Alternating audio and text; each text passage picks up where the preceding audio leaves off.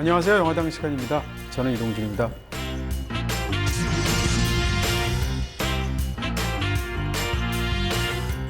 안녕하십니까.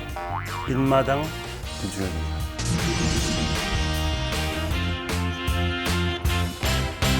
네, 인마라고 하시면 상상이 제가 역설은 원래 아닐 거고. 당명을 창의적으로 짓기로 유명하잖아요.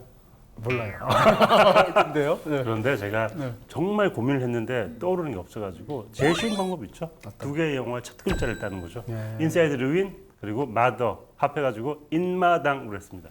이게 무슨 버카충 같은 광경이에요. 버스카드 충전. 너무 옛날 사람 같다. 자, 오늘 뭐 지금 인마당이라고 하셨는데 이 두 편에 뭐라고 그럴까요? 사람을 좀 들끓게 만드는 하나는 약간 막 들끓게 하고 하나는 막 가라앉게 만드는데 근데 보시는 분들은 네. 이번 주제 뭐길래 맞아요. 인사이드 루인이랑 네. 마더가 대체 뭘로 붙지라고 생각하시는 분들이 많을 것 같습니다. 네, 저희가 이런 주제를 잡을 수도 있다. 이런 걸 보여드리기 위해서 오늘 주제는 일단 벗어날 수 없는 세상의 절망과 공포 이렇게 잡았는데요. 주제도 주제지만 오늘 주제는 한마디로 이렇게 얘기할 수 있습니다. 구조가 곧 주제인 영화들. 구조 자체가 영화가 말하고자 하는 주제의 핵심인데 그 구조가 어떤 주제냐, 어떤 구조냐 하면 영화가 끝났을 때 끝이 바로 영화의 시작과 연결되는 것 같은. 네. 다시 말해서 계속 이야기가 매몰도면서 순환하는 것 같은. 네. 끝이 시작인. 그러면 오늘은 어쩔 수 없이 영화의 네. 끝부분을 얘기할 맞아요. 수밖에 없겠네요. 그런 부분에서 오늘 뒷부분에 좀 말씀을 드리겠습니다. 오늘 얘기는 좀 아무래도 구조에 관한 얘기다 보니까 스포일러가 부분적으로 들어갈 수밖에 없겠다. 네. 기왕이면 먼저 영화를 보시고 네. 봐주시면 좋겠습니다. 네.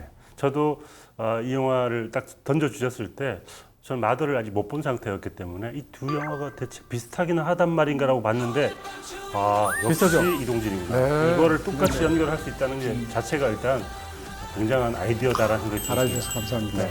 근데 이 1분 브리핑은 또 어떻게 했을까? 네. 진짜 어려울 텐데. 네, 1분 브리핑도 거의 뭐 입맛 수준 아니겠습니까? 아, 그렇습니까? 네. 네. 보도록 하겠습니다.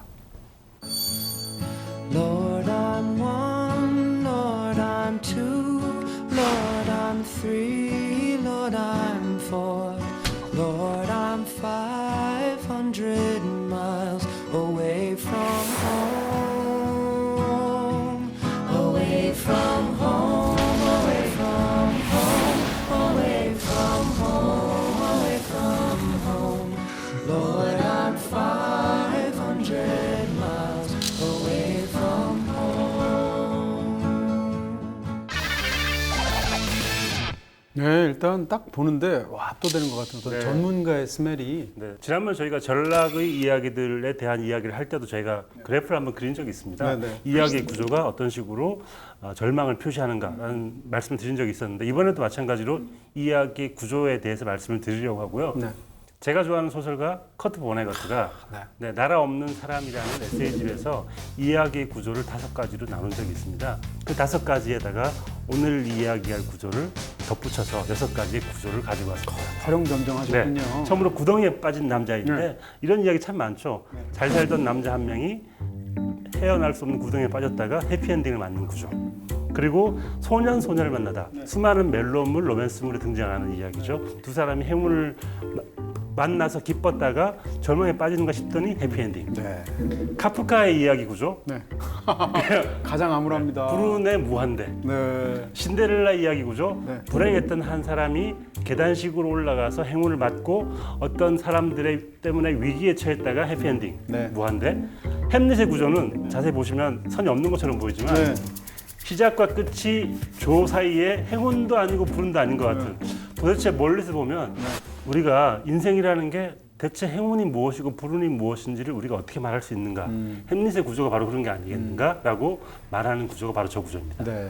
오늘 다룰 구조를 제가 이름 붙여서 인사이드 마더라고 이름을 붙여봤습니다. 오늘 다룰 이야기도 그런 것 같아요. 우리 인생의 이야기와 비슷할 텐데 우리 인생의 이야기도 어느 순간 계속 쳇바퀴처럼 돌고 도는 듯한 인상을 느낄 때가 있잖아요. 그런 것처럼 불운으로 시작해서 불운이 끝나는가 싶더니 다시 불운이 되돌아오는 것 같기도 하고 행복이 시작되어서 행복이 끝나는 것 같은데 다시 불행이 되는 것 같기도 하고 그런 식으로 계속 쳇바퀴 돌듯이 우리의 행과 불행이 계속 반복되는 듯한 느낌이 들 때가 있거든요. 네. 그런 이야기 구조를 우리 일상의 구조를 표현한다면 바로 인사이드 마더의 구조가 아닐까. 그러네요. 네. 어떻게 보면 일상의 자체도 쳇바퀴 돌듯이 이런 구조일 수도 있고 또 인생 전체가 그렇게 느껴질 네, 수도 있고. 일상의 구조를 인생 전체를 확대하거나 특정 사건에 대입을 해보면 네. 결국엔 우리가 가장 리얼한 이야기의 구조라는 건 결국 인사이드 마드의 구조가 아닐까 네. 그런 생각도 해보게 됩니다. 커터보네 같은 이걸 몰랐네요. 제가 하나 추가해봤습니다. Oh, it's fairly well, my darling true. I'm leaving in the first hour of the morn. I should have had you wear double condoms.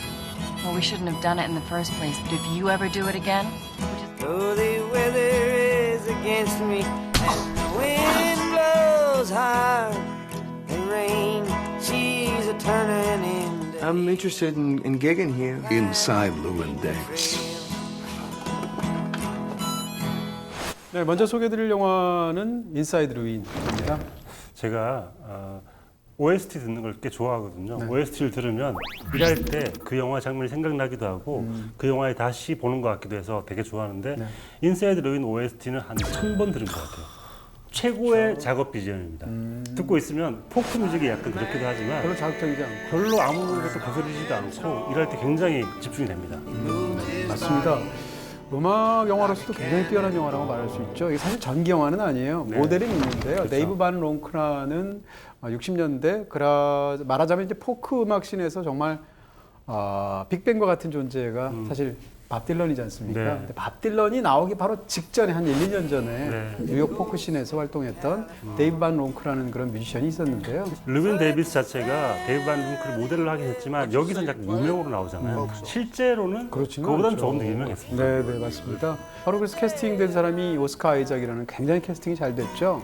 처음엔 캐스팅을 할 때 노래를 가수로 나와야 되니까 가수들 중에서 연기를 할 수 있는 사람을 캐스팅했다는 거예요. 근데 그게 그렇게 어려웠다는 거예요. 그래서 갑자기 가만히 있어봐. 반대로 캐스팅하면 되지 않나 해서 연기를 잘하는 사람 중에 노래할 수 있는 사람을 찾아서 오스카 아이작이 캐스팅 물망에 올랐다고 하고요.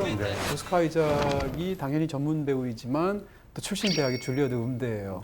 그러니까 뭐 여러 가지로 네. 딱인 캐스팅이 아니었겠나. 그리고 여기에는 또 저스틴 팀버레이크라는 또 뮤지션이 등장하기도 하기 때문에 팀버레이크가 정말 그렇게 소박한 표정으로 네. 통기타를 치면서 노래를 하는데 I am gone. You can hear the whistle blow 100 miles. 근데 어쨌건 이 영화 속에 등장하는 모든 노래들이 대부분 다 어떻게 골랐냐면 가사가 갖고 있는 뭐라고 그럴까요? 나그네 정서? 고단한 삶의 정서를 끊임없이 떠돌아야 하는 나그네의 느낌이 들어가 있는 대표적으로 500 miles 같은 근데 그 노래를 민요들? 진앤짐 듀엣과 이제 같이 세 명이서 부르고 그걸 바라보고 있는 르윈 데이비스의 모습을 보여주는데 사실 그게 르윈 데이비스의 삶을 그 사람들이 불러주고 있는 것 같은 느낌이 있죠. 네, 자기 이야기를 노래를 통해서 듣고 있는 네. 것 같은 그런 느낌까지 있습니다. 어찌됐건 그런 면에서 이제 음악 영화로도 굉장히 훌륭한 영화다. 그럼에도 불구하고 이 영화는 음악 영화로서보다 나머지 부분들이 워낙 뛰어난 부분이 있어서 네. 그런 부분을 좀 오늘 집중적으로 말씀드릴 수 있지 않을까? 저는 기본적으로 이렇게 생각하는 거예요. 이 영화는 그야말로 삶이라는 것이 얼마나 부조리와 슬픔이 삶을 이렇게 사로잡고 있고 그리고 얼마나 삶이라는 것이 사실은 비천하게 헤어나올 수 없는 굴레 속에서 실존적인 비애감을 느낄 수밖에 없는 것인가에 대한 어떻게 보면 굉장히 염세적인 이야기인데 네. 이런 얘기를 하면 보통 영화가 막 주인공이 막 통탄해하면서 소리를 지른다거나 운다거나 이래야 되는데 그런 부분이 하나도 없이 노래로 울고 있죠. 네, 그렇게 얘기할 수 있죠. 네. 정말 극 중에서 뭐 엄살 한 번 없이 그야말로 유머러스하게 농치면서 가장 슬픈 이야기를 네. 너무 잘하고 있는 거죠. 그러니까 사람이 태어나면 이제 1인분의 삶을 자기가 다 지고 평생 가는 거잖아요. 50년이든 80년이든. 근데 그 중에서 어떤 사람들은 1인분의 삶을 계속 흘리는 거죠. 그래서 주변에 이제 민폐를 끼치기도 하고 이럴 수밖에 없는 상황이 생기게 되는데 극 중에 르윈 데이비스를 보면 일단 처지가 너무 안 좋습니다. 무명 가수로서 너무 안 나가고 있고 경력이 바닥에 있고 자기랑 그나마 같이 이렇게 활동했던 듀엣으로 활동했던 마이크라는 친구가 있는데 그 친구는 이제 스스로 목숨을 끊어서 비극적으로 떠나서 듀엣이 깨졌습니다. 그리고 여친과 관계를 가졌는데 그 자기 사랑하는 애인이 이제 임신을 하게 되는데 그 애인에게는 사실 남자가 있지 않습니까? 그런 상황에서 그 아이를 낙태를 해야 되는 상황. 그런데 이제 그날 잘 곳도 없어서 동가식 서가숙하는 그런 상황이 영화에서 계속 펼쳐지면서 주변에서 계속 떠돌면서 자기 삶을 계속 흘리게 되는 근데 어떻게든 그것을 좀 이렇게 좀 다시 주워보려고 하지만 잘 되지 않는 그런 이야기를 할 수 있겠죠. Blood Grossman here? Need no carpet on my floor. 이 영화에서 그런 어떤 그 테마나 모티브 자체의 활용이 굉장히 흥미로운데 기본적으로 오인이라든지 네. 오해라든지 이런 것들의 모티브가 영화 속에 빼곡하게 들어가 있어요. 그것 자체가 이제 르윈 데이비스라는 사람이 삶이 처해 있는 어떤 그런 상황을 이제 보여주는 것이라고 할 수 있는데 대표적으로 극 중에서 이제 뒷부분에 가면 뭐 얘기하겠습니다만 고양이가 암수가 바뀌게 됩니다. 그 다음에 자기 여자친구인 진이는 아이를 임신하는데 정확하게 따지면 그 아이가 원래 자기의 파트너인 진의 아이인지 아니면 주인공인 르윈의 아이인지를 정확하게 모르고 있는 상황이라든지 그 외에도 이제 영화 속에서 결국은 이제 그 아이를 낙태를 해야 되는데 그 비용을 댈 수가 없지 않습니까? 근데 과거에도 이 남자가 또 그런 잘못을 저질렀어요. 그래서 과거의 여친이 낙태 수술을 하기 위해서 비용을 준 적이 있는데 그때 과거의 여친이 낙태 수술을 하지 않았죠. 낙태 수술을 하지 않고 그냥 떠났기 때문에 같은 병원에 가게 되니까 의사가 옛날에 당신 그냥 왔었죠. 근데 그때 낙태 수술을 하지 않았기 때문에 그 비용으로 이번엔 공짜로 해줄게요. 라고 말을 하게 되는 거죠. 근데 이 모티브는 굉장히 흥미롭게 되는 게 왜냐하면 지금 이 아이는 쉽게 얘기하면 과거에 죽었어야 할 그 태아의 몫으로 죽는 거지 않습니까? 뒤집어서 얘기하면 과거의 그 아이는 지금 미래에 오는 그 또 다른 태아의 몫으로 사는 거지 않습니까? 그러니까 이런 것들이 사실은 영화 속에서 오인이라든지 오해라든지 뭐 아이러니라든지 이런 것들이 영화 속에 빼곡하게 정말 들어가 있는 Wait, 거죠. why is there no charge this time? Huh? Why? 극 중에서 르윈이 하는 활동이 대부분 다 남 대타라는 것도 굉장히 네. 중요합니다. 예를 들어서 이제 어떤 교수, 골파인이라는 교수랑 통화를 하고 있는데 그 교수한테 어떤 일자리를 알게 되는데 그 일자리라는 것은 그날 오기로 되어 있던 뮤지션이 펑크가 난 거예요. 네. 그러니까 내가 대타로 가서 잠시 일을 한다든지 If I had wings like Nora's dove, I'd fly. 그 다음에 영화 속에서 심지어는 맨 마지막 무대에 설 때도 그 무대는 지인이 부탁해서 자기가 서게 되는, 자기의 실력으로 서게 된 게 아니라 그런 무대라든지 시카고 갔다 왔을 때도 운전을 하는데 원래 자기가 운전하는 게 아니지만 대타로 운전을 하는 거지 않습니까? 이런 부분들인데 근데 영화 속에서 심지어는 이제 본인의 이름도 굉장히 많이 혼동이 되잖아요. 예를 들어서 여기 존 굴맨이 나오고 있는데 이름이 뭐라고 하는데 What's your name? Pablo? Lewin Davis. What's the N stand for? What? What's the N stand for? Lou N. Davis. Lewin. 계속 이 사람은 쉽게 얘기하면 르윈 데이비스로서의 삶을 살아갈 수가 없는 겁니다.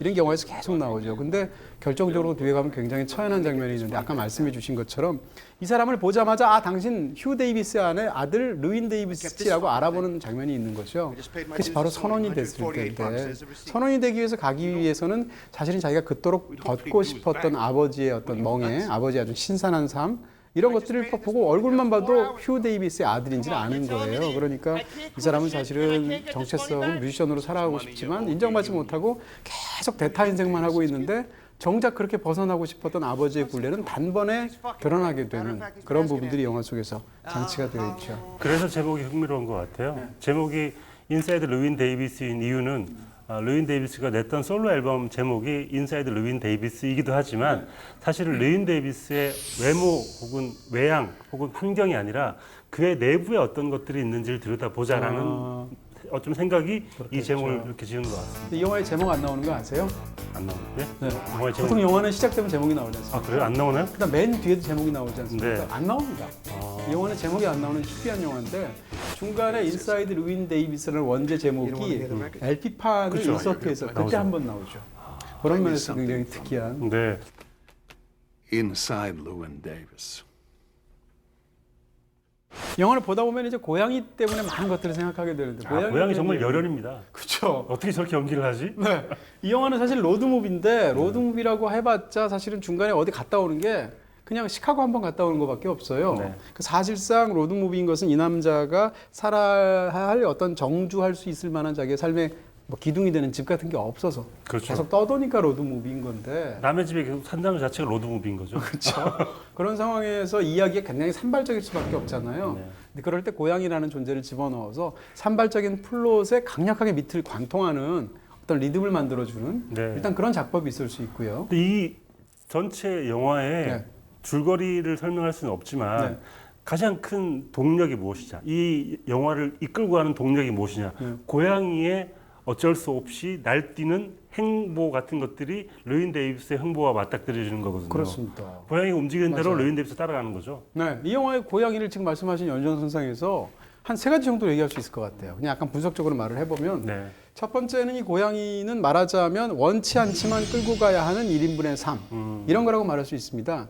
영화 속에서 예를 들면 르윈 데이비스가 고양이를 너무 좋아해서 이런 게 아니지 않습니까? 네. 우연히 고양이랑 갑자기 어디 자고 나왔는데 갑자기 문이 닫히는 바람에 고양이를 맞게 됐다가 다음날 돌려주려고 했는데 여자친구 집에 있다가 창문으로 나가는 바람에 돌려줘야 되니까 그래서 이제 고양이를 찾아 헤매게 되는 그런 것들인데 고양이를 좋아하는 것도 아니고 그 고양이랑한테 특별한 책임이 있는 것도 아님에도 불구하고 어찌됐건 그것을 계속 끌고 가야 하는 그런 것이 사실은 르윈 데이비스의 삶 같은 거다 이렇게 볼 수 있을 거고요. 또 하나는 이 고양이가 르윈 데이비스 자체다 이렇게 볼 수 있습니다. 네. 아까 잠깐 말씀드린 것처럼 르윈이라는 남자인데요. 고양이를 데리고 있다고 고파인 교수한테 얘기해 주세요 하니까 고양이 이름이 르윈 데이비스라고요? 라고 받는 거죠. 그러니까 이 말인즉슨 르윈을 고양이로 생각하라는 얘기거든요. 그런 의미에서 둘을 동격으로 볼 수 있는데 사실이 고양이가 나중에 그 고양이가 아니지 않습니까? 그러니까 결국은 르윈이 데리고 다녔던 그 고양이는 사실상 거리를 떠도는 고양이란 말입니다. 그러니까 르윈 데이비스의 처지하고도 같다. 이렇게 볼 수 있고요. 마지막에 좀 재밌다고 생각하는데 르윈에 낙태하거나 낙태했어야 할 아이에 해당한다. 고양이가. 이렇게 보면 이 이야기들이 굉장히 재밌게 느껴지는 네. 부분이 있을 것입니다. 그걸 어떻게 할 수 있냐면 일단 이 고양이를 잃어버리거나 찾을 때 항상 지인과 연결돼요. 낙태해야 될 자기 여자친구인 거죠. 낙태를 원하는. 그래서 예를 들면 같이 있는데 그 집 방에 있다가 그 집 창문으로 고양이가 나간다든지 찾을 때도 둘이서 레스토랑에서 얘기하는데 바깥에 지나가고 있는 고양이를 발견해서 찾는다든지 이런 부분이라고 말할 수 있고요. 이 부분을 말을 하면 사실 극 중에서 굉장히 중요한 부분을 한번 말을 해야 될 것 같은데 어쨌건 이 고양이를 어렵게 데려가지 않습니까? 그 추운데 시카고까지 가지 않습니까? 근데 그 중에서 어이가 없게도 운전하는 사람이 경찰에 체포돼서 가게 되고 차 열쇠가 없으니까 더 이상 차 안에서 오도 가도 못하게 되고 또 다른 동행은 뒤에 쓰러져 있게 된 거죠. 그 상황에서 어떻게 하느냐? 그렇게 어렵게 데려온 고양이를 그냥 차에 방치하고 버려두고 그냥 오디션을 보러 갑니다. 그러니까 이것은 어떻게 본다면 이전에 여친하고 관계를 생각한다면 여친하고 굉장히 사랑했겠죠. 그러다가 뜻하지 않은 임신을 했겠죠. 처음에는 어떤 식으로든 책임을 지려고 행동을 했을 수도 있겠지만 결과적으로는 아이든 여친이든 버리고 떠난 거지 않습니까? 그 상황이 사실은 반복처럼 보이는 거예요. 근데 이제 이 관련해서 오늘 또 저희가 잡은 주제가 이 네. 부조이니까 이 얘기를 그렇죠. 안 할 수가 없을 것 같고요. 영화의 마지막 장면은 사실상 첫 번째 장면을 그냥 두 번 쓴 거 아니야? 이런 느낌이 들죠? 네. 네. 클럽에서 어떤 노래를 하게 되는데 갑자기 바깥에 이렇게 어두컴컴한 골목에 공연이 끝나고 나갔다가 정체불명의 남자로부터 얻어맞는 구타당하는 장면인데 이게 영화의 시작이기도 하고 엔딩이기도 합니다. 네. 왜 맞는지 나도 모르고 맞고 있죠 처음에. 그렇죠. 나중에 왜 맞는지가 밝혀지죠. 네. 네. 보여지는데 근데 이제 이런 게 있습니다. 이 두 장면이 과연 같은 사건을 두 번 묘사를 하는 건지 아니면 비슷하게 보이지만 사실은 다른 사건인데 유사한 사건을 두 번 겪는 건지 이것이 굉장히 차이가 있을 수 있어요. 근데 그냥 이렇게 대충 흘려서 보면 두 장면이 같아 보이는데 자세히 보면 다른 장면들이 있습니다. 첫 번째로 어떤 것들을 말씀드릴 수가 있냐면 일단 그 클럽에서 노래를 하고 얻어맞는 장면과 교수 집에서 하룻밤을 이제 자는 장면이 있는데 이 선후 관계의 문제입니다. 첫 번째 장면에서는 클럽에서 그렇게 맞고 나서 교수 집에서 자게 되죠. 근데 영화의 엔딩에 가게 되면 그 반대입니다. 그렇게 해서 교수 집에서 자고 나서 클럽 공연을 하고 맞게 돼서 이 두 사건 사이의 선후 관계가 바뀌어 있다라는 이야기 드릴 수 있고요. 그다음에 첫 번째 장면에서는 나올 때 고양이도 함께 따라 나와서 어쩔 수 없이 바깥에서 책임져야 되지만 두 번째 장면에서는 고양이가 나오려고 할 때 얼른 발로 막죠. 받아가지고 네. 고양이가 바깥으로 안 나오게 되죠. 네. 그다음에 첫 번째 장면에서는 노래 한 곡밖에 안 합니다. 근데 엔딩 장면에서는 노래를 과거 마이크랑 같이 불렀던 노래까지 두 곡을 부르게 돼요. 나에게 날개가 있다면 이라는 거죠. 굉장히 의미심장하죠. 근데 이런 약간 비슷해 보이지만 다른 장치들을 왜 집어넣었는가? 이것은 일부러 이 두 사건 간의 관계를 굉장히 애매모호하게 만들기에 얼핏 봐서는 같은 사건 같지만 사실은 다른 사건을 반복해서 두 번 겪은 거죠. 네. 근데 이렇게 왜 이런 부분들을 만들었을까라고 한다면 이것을 만약 같은 일이라고 생각한다면 또 영화의 마지막 대사가 또 보자라는 그렇죠. 것에 해당하는 브러로 어르브어라고 이제 네. 얘기하죠. 네. 발음 좋으시네요. 네, 네. 네. 몰라서 좋게 들립니다, 저한테는. 근데 그런 부분에서 그 대사를 한다는 것 자체가 또 보자 할 때 그 또 보자는 무엇인가 하면 결국은 앞사건이거든요. 네. 그러니까 그 순간 영화는 사실은 메비우스의 띠처럼 그렇죠. 첫 번째 장면과 마지막 장면이 연결이 되어 버리는 거예요.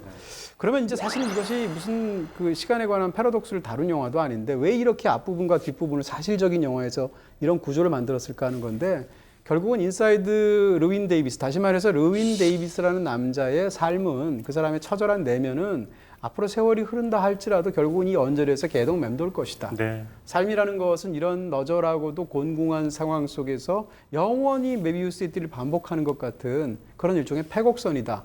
그랬을 때 이 남자가 느낄 수 있는 건 패곡선 같은 삶 속에서 느끼는 어떤 한탄과 우수 같은 것이 아니겠는가라는 네. 것을 영화가 구조를 통해서 보여준다는 거죠. 전 절묘했다는 생각이 드는 게 말씀하신 부분에서 시작할 때는 노래를 그냥 하나만 부르고 네. 얻어맞는 것처럼 보이지만 알고 보니까 이거 똑같은 사건이라고 친다면 그 사이에 한 곡을 더 불렀던 거죠.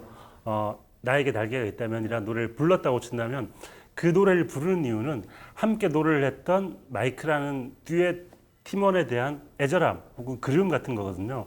그 그리움을 불렀다는 사실을 나중에 알게 하는 순간 이 사람의 르윈 데이비스의 삶이 더욱더 처참하게 보일 것이다 라는 생각이 드는 거예요. 그러네요. 그래서 그런 아주 사소한 반복처럼 보이지만 그러네요. 그 반복이 주는 어떤 울림 같은 건 굉장히 컸다는 생각이 듭니다. 네. Hello.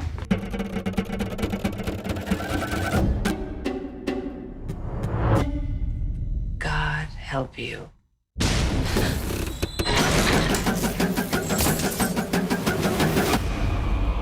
You're insane. You're insane. Get out of my house! You give and you give and you give.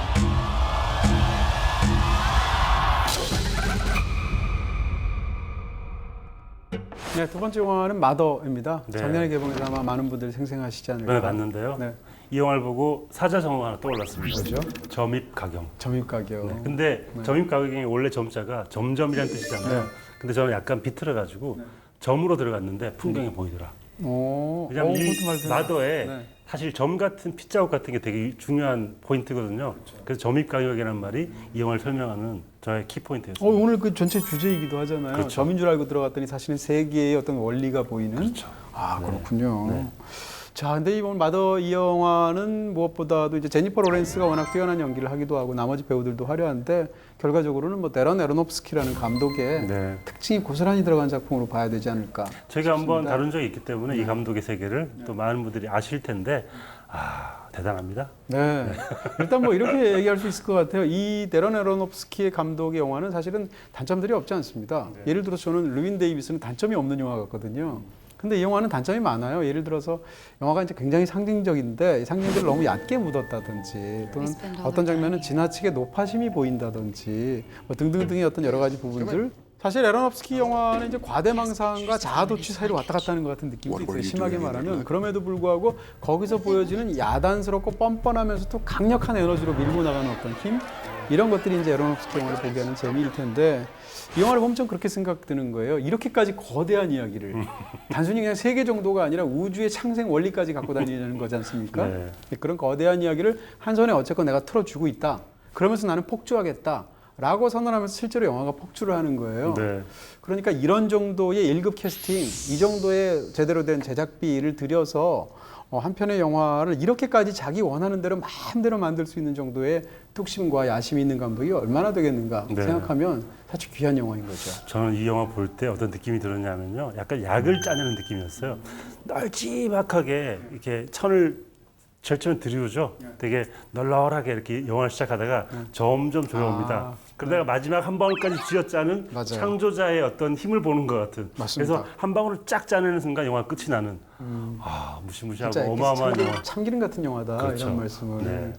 네, 말씀하신 대로 영화가 시작이 되면 이 저택이 외딴 곳에 있지 않습니까? 네. 근데 이 저택에서 벌어지는 일들은 사람이 너무 적어서 문제인 것처럼 보여요. 그렇죠. 그러니까 원래는 저밀도에서 뭔가 이상한 분위기가 드는데 뒤로 가면 갈수록 고밀도라서 너무 과밀해서 문제가 생기고 그리고 또 영화에 시작할 때는 영화가 굉장히 밝습니다. 분위기가. 그러다가 뒤로 가면 점점 밤이 되면서 어두워지는 어떤 부분의 어떤 차이도 있을 것이고 앞부분에 보게 되면 애초에 굉장히 명확했던 시각적인 어떤 부분들이 뒷부분에 가면 점점 시각적인 부분들이 흐릿해지고 청각적인 부분은 점점 강해집니다. 이런 식으로 전체를 사실상 에로노프스키가 하나의 호흡으로 만들어서 그 하나의 자기가 만들어낸 어떤 그런 것으로 쫙 밀고 나간 그런 한 호흡의 영화들을 보는 쾌감 같은 것이 혹은 불편함 같은 것이 이 영화에 담겨 있는 거죠.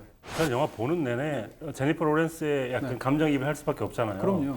사실 이런 테마들이 꽤 많아요. 퍼니게임 같은 영화도 그렇고 낯선 불청객이 찾아와서 우리의 어떤 안락함을 방해하는 영화도 꽤 많잖아요. 그럴 때마다 저는 짜증이 나면서 이런 불청객들 빨리 내쫓지 않고 뭘 해라고 계속 생각을 하면서 너무 불편하겠다라는 생각을 하면서 많은 사람들이 그렇겠지만 제니퍼 로렌스의 감정에 이입해서 영화를 볼 수밖에 없죠. 네.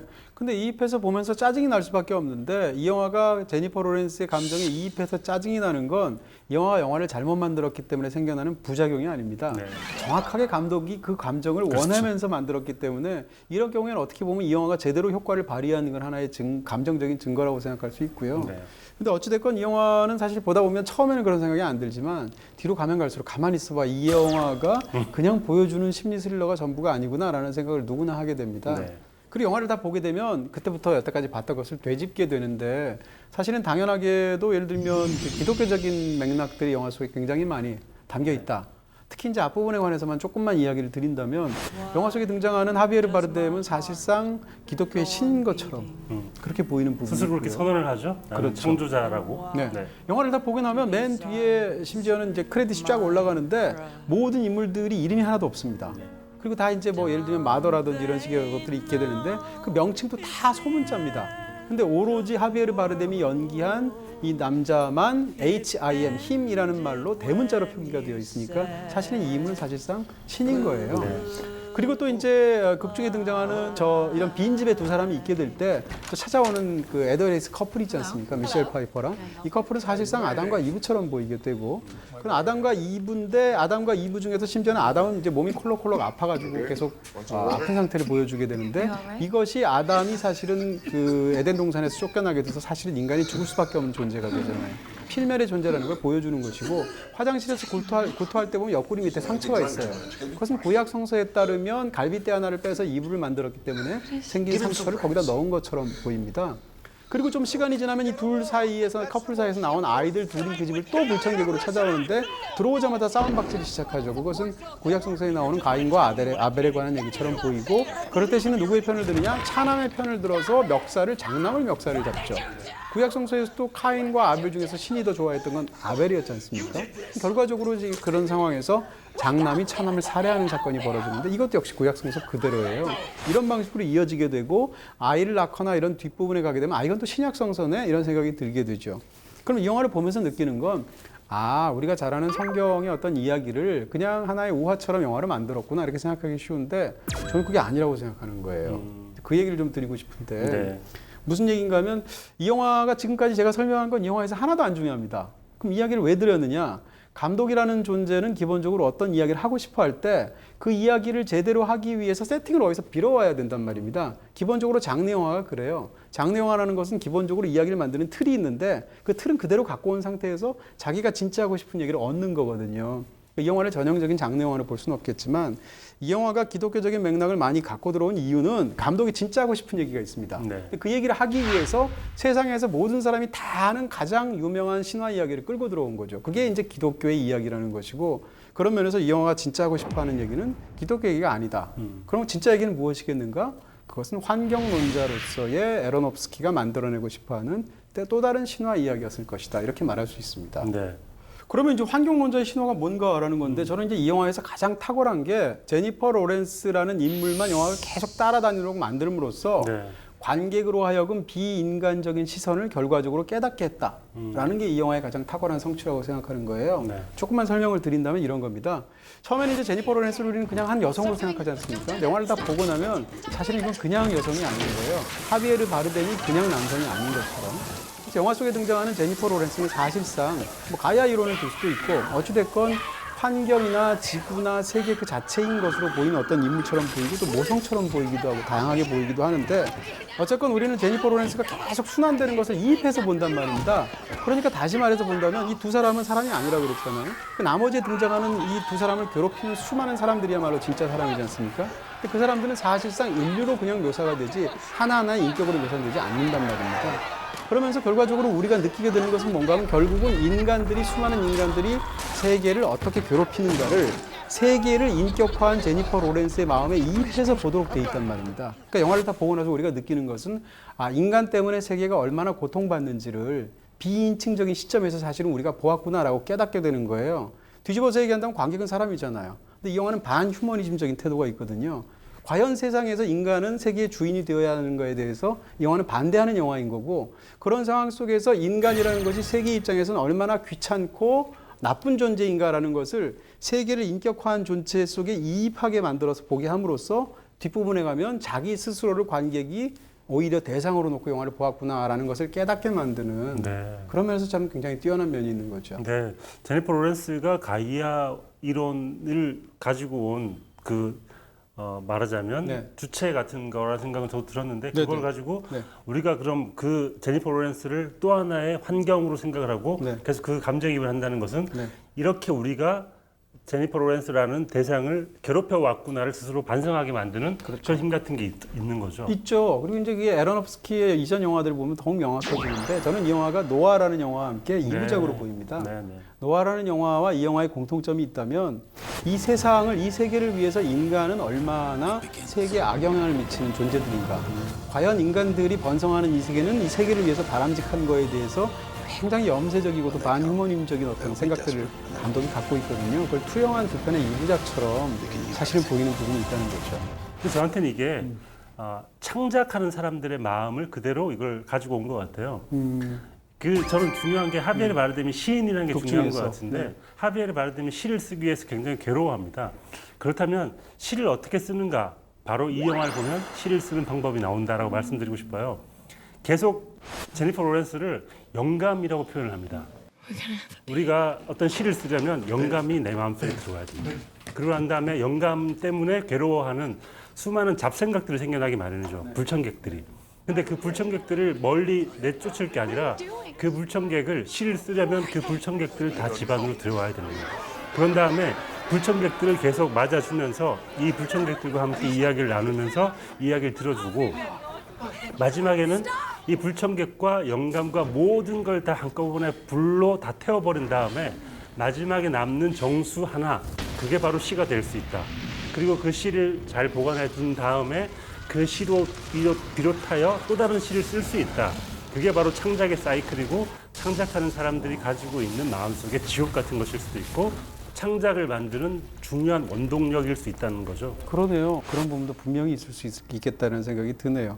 근데 어쨌건 이 영화를 보면서 이제 다 보고 나면 이제 영화가 우리가 오늘 주제라고 말할 수 있는 네. 영화의 끝부분이 그렇죠. 되면 사실상 뒷부분으로 이렇게 연결이 되면서 시작이 다시 이렇게 순환하는, 마치 무슨 힌두교의 시간관을 보여주는 것 같은, 네. 그렇게 또 이제 영화가 이렇게 원형으로 말리면서 끝나게 되죠. 그렇죠. 이 영화 시작하면은 이 사람 일부러 그렇게 한 것 같은데 불에 탄 어떤 여자의 모습이 보이는데, 사실 처음 볼 땐 그게 제니퍼 로렌스 얼굴이라고 파악하기 쉽지가 못하죠. 않아요. 네. 너무 일그러져 있기 때문에. 그런 다음에 하비에르 바르뎀이 어떤 정수를 가지고 그걸 놓는 순간 불에 탔던 집이 복원되는 듯한 모습이 있고, 마지막에 그 장면이 한 번 더 반복이 되는데, 이것이 단순한 반복인가 아니면 또 다른 시작인가, 어떤 시작의 끝인가라는 생각을 해보게 되는 거죠. 그렇습니다. 이걸 만약에 이제 인격화된 그런 개념으로 본다면 영화는 굉장한 비극처럼 보이잖아요. 네. 근데 그게 아니라 만약에 이게 두 가지 남녀 주인공이 이제 인격화된 존재가 아니다라고 본다면 이 영화의 제목도 완전히 다르게 보입니다.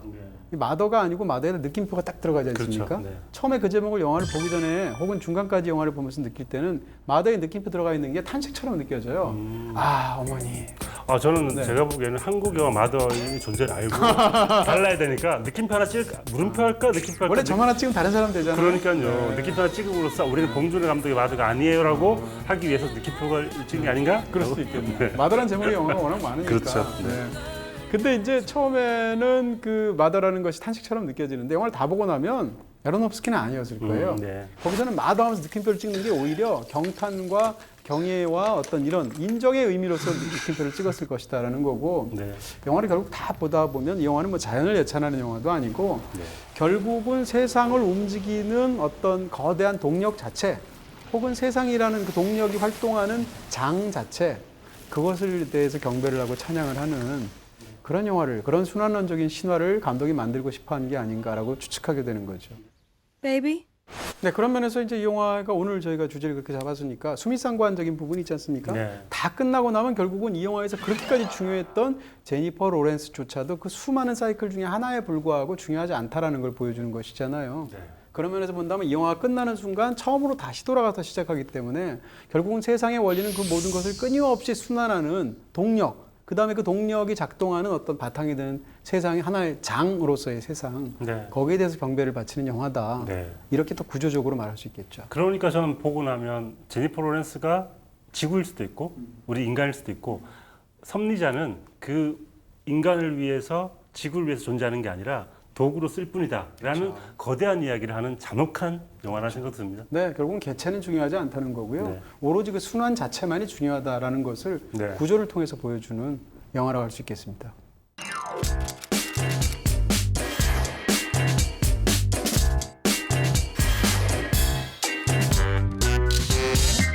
네, 두 편 중에서 이제 좋은 영화를 더 좋아하시는 영화를 골라야 되는데 안 들어도 될 것 같아요. 그죠? 뭔지 너무 잘할 것 같아요. 인사이드 류인이고요. 네. 좋아하는 장면도 네. 오늘은 좀 많이 저한테는 기울기 때문에 네. 당연히 인사이드 류인에서 꼽았고요. 인사이드 류인에서 아까 잠깐 얘기한 적도 있는데 진앤 짐 듀엣 그리고 군인 뮤지션 3명이서 500 miles 부르는 장면이 있습니다. 그 장면을 노래 부를 때 셋의 하모니가 일단 너무 아름답고 일단. 듣기가 좋고요.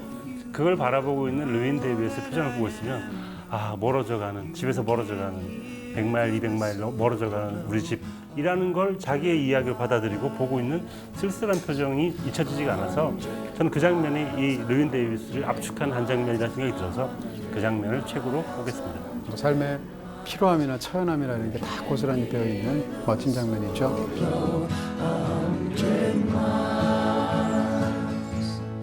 Lord, I'm one, Lord, I'm two, Lord, I'm three, Lord, I'm four, Lord, I'm 500 miles away. 저는 뭐 두 영화 중에서 저도 비교가 안 될 정도로 인사이드 르윈 데이비스를 훨씬 더 좋아하고요. 그래서 이 영화를 선택하고요. 네. 장면만큼 또 이렇게 해놓고 우리 둘이 전부 다 여기다 몰빵해버리면 미안하지 않습니까? 미안하신 분이 지금까지 한 일을 생각해 보세요. 제가 그렇게 할 수 있었던 이유는 네. 앞에서 다 중혁 작가님이 안배를 주셨던 그런 거고요. 네. 이제 또 안배를 안 하셨잖아요. 네. 그러니까 제가 또 갑자기 착해지는 야 마음이 돼서 진짜 마더에서 가증스럽다. 마더의 어떤 장면을 고르고 싶냐면 중간에 이 영화는 처음부터 끝까지 집 안에서만 이루어집니다. 그렇죠. 제니퍼 로렌스가 한 번도 집 밖을 안 집 밖을 나가죠. 나가지 않죠. 네. 근데 이 영화에 굉장히 이상한 쇼트가 하나 있어요. 그것이 뭔가 하면 제니퍼 로렌스가 현관에 나와서 바깥을 보는데 갑자기 바깥에서 그 집을 바라보는 그렇죠. 시점 쇼트가 아닌데 시점 쇼트처럼 찍혀져 있는 쇼트가 있습니다. 네네. 전 그 장면이 굉장하다고 생각이 들었는데 일단 뭐 기술적으로 본다면 이 영화 자체가 이 모든 것이 집에서만 이루어지고 이 집은 하나의 세계야 라는 건데 그것을 너무나 잘 보여주는 것이 그 장면이에요. 왜냐하면 그렇게 딱 바깥에서 그 집을 비추는 순간 뭔가 오싹한 느낌이 듭니다. 바라보는 사람이 없는데도 불구하고 누가 바라보는 것 같고 그 이유는 뭔가 하면 여태까지 이 영화의 전제를 사실상 성공시켰다는 뜻이죠. 그러니까 우리가 오싹한 느낌을 받는 거죠. 또 하나는 뭔가 하면 집이 곧 세계이기 때문에 사실은 이 시선은 집 밖에 세계 밖의 시선이지 않습니까? 우리는 세계 밖의 시선이라는 걸 상상할 수가 없잖아요. 우주가 있을 때 우주 바깥에서 우주를 보는 시선을 상상할 수 없잖아요. 그런 면에서 그 장면은 사실 기이하기도 하면서 영화의 어떤 이런 거대한 전제 같은 것을 너무 잘 보여주는 뛰어난 쇼트가 아니겠는가. 이렇게 해서 오늘은 벗어날 수 없는 세상의 절망과 공포라는 주제로 두 편의 구조가 곧 주제인 작품을 여러분께 소개해드렸습니다. 두 편 모두 BTV에서 보실 수 있습니다. 저는 인사드릴게요.